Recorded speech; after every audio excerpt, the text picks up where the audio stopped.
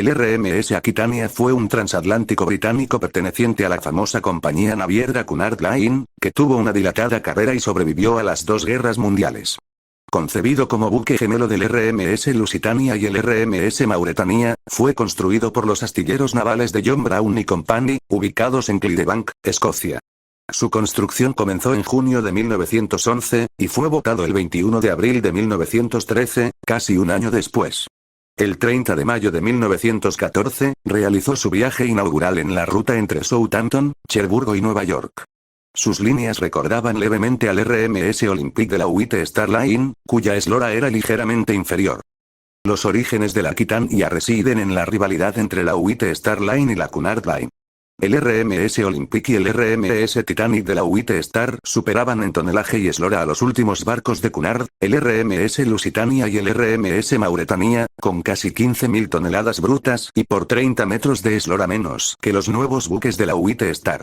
Además, aunque el Lusitania y el Mauretania eran significativamente más rápidos que el Olympic y el Titanic, estos últimos los superaban en el ámbito del lujo y el confort que proporcionaban a sus pasajeros, ámbitos por los que apostaba la White Star. Sumado al surgimiento de nuevos y lujosos rivales, Cunard no podía garantizar un servicio semanal, puesto que, con solo el Mauretania y el Lusitania, tenía complicaciones para organizar una rotación semanal constante. Así que, en 1910, la compañía decidió encargar la construcción de un nuevo transatlántico, con un perfil cercano al Lusitania y el Mauretania, pero más lento que estos últimos, y que superara en tamaño y lujo a los buques de la White Star. Al principio de la guerra, fue transformado en transporte de tropas, sin embargo, el almirantazgo encontró que era demasiado grande para realizar esa tarea y que consumía demasiado combustible, por lo que el buque no sirvió mucho en ese papel, y después de 3 viajes en ese cometido fue transformado en barco hospital, junto al Mauretania y al Britannic, barco de la White Star y hermano del Titanic, para tratar a los heridos en la campaña de los Dardanelos hasta 1917. Ese mismo año fue reconvertido en transporte de tropas. En 1919, firmado el Tratado de Versalles, el Aquitania fue enviado a los astilleros de Armstrong Whitworth y Co. para reacondicionarlo antes de ser devuelto a la Cunard Line, permaneciendo en servicio con la compañía durante los siguientes 20 años.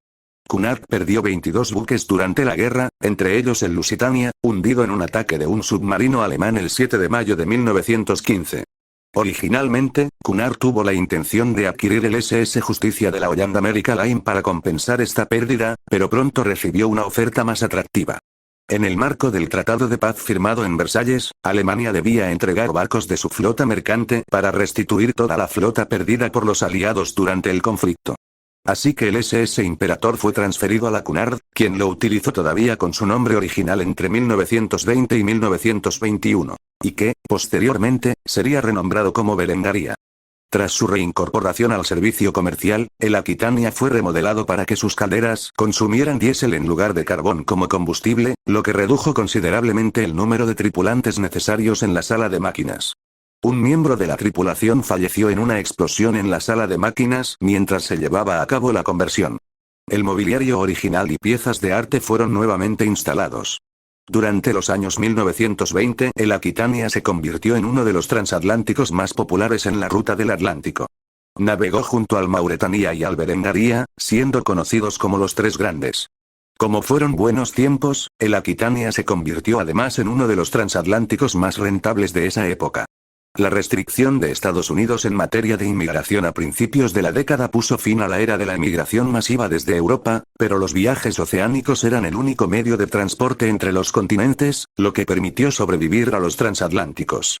Sin embargo, tras la quiebra financiera de Wall Street en octubre de 1929, muchos navíos, entre ellos el Aquitania, se vieron afectados por sus consecuencias devastadoras. Solo unos pocos podían viajar a bordo en aquel momento, así que, en 1932, Cunard redujo la capacidad de la Aquitania a 2.200 pasajeros y lo destinó al servicio de cruceros por el Mediterráneo. En 1934 la White Star Line y la Cunard Line se fusionaron formando la Cunard White Star Line. El 10 de abril de 1935 el Aquitania fue duramente encallado cerca de Torneknoy en el río Test, a las afueras de Southampton, pero con la ayuda de 10 remolcadores fue liberado.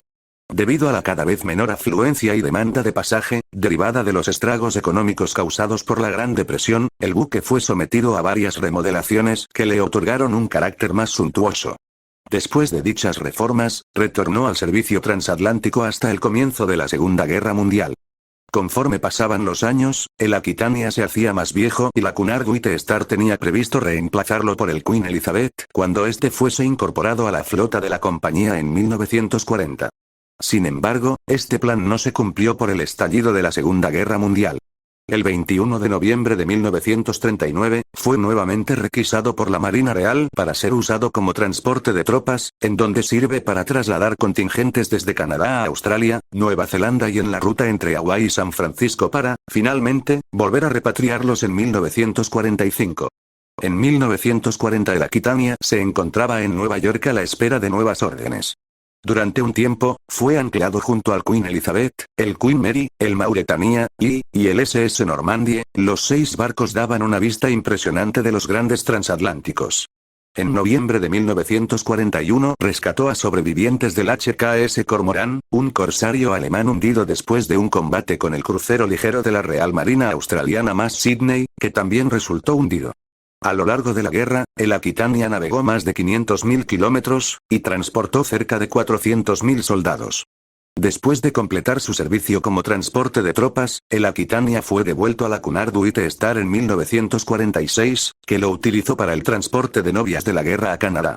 Este servicio final creó un cariño especial para el Aquitania en Halifax, Nueva Escocia. En diciembre de 1949, la Cunard White Star se disolvió y volvió a ser la Cunard Line, debido a que ésta había adquirido los activos y operaciones de la compañía que poseía la White Star, desapareciendo definitivamente esta última. A finales de 1949, el barco fue puesto fuera de servicio, debido a que su certificado de la Cámara de Comercio no fue renovado. Esto se debía porque, principalmente, el Aquitania no cumplía con la normativa de seguridad adecuada para la época y, además, el notable envejecimiento de la nave dificultaba su financiación. En su autobiografía Captain of the Keys, el capitán Harry Gratirge menciona que el barco se había deteriorado tanto que un piano cayó por el techo de uno de los comedores durante un almuerzo empresarial celebrado a bordo. Esto realmente marcó el final del Aquitania. En 1950, tras 36 años de servicio, fue retirado del servicio y enviado a Faslane, en Escocia, donde fue desmantelado. Estadísticamente, el Aquitania transportó 12.000 pasajeros durante su larga carrera, realizó 450 viajes y recorrió 3 millones de millas náuticas. Fue el único barco de pasajeros que sobrevivió a los 2 conflictos mundiales. Un modelo a escala detallado del Aquitania se encuentra expuesto en el Museo Marítimo del Atlántico de Halifax. En el momento de su retirada del servicio, el Aquitania se convirtió en el barco con el mayor período de servicio con la Cunard Line. Récord que mantendría durante 6 años, hasta que fue superado por el RMS Skythia, que operó para Cunard durante 37 años. En 2004, el récord de servicio de la Aquitania fue posicionado en tercer lugar, cuando el RMS Queen Elizabeth II se convirtió en el barco que más tiempo operó con la compañía.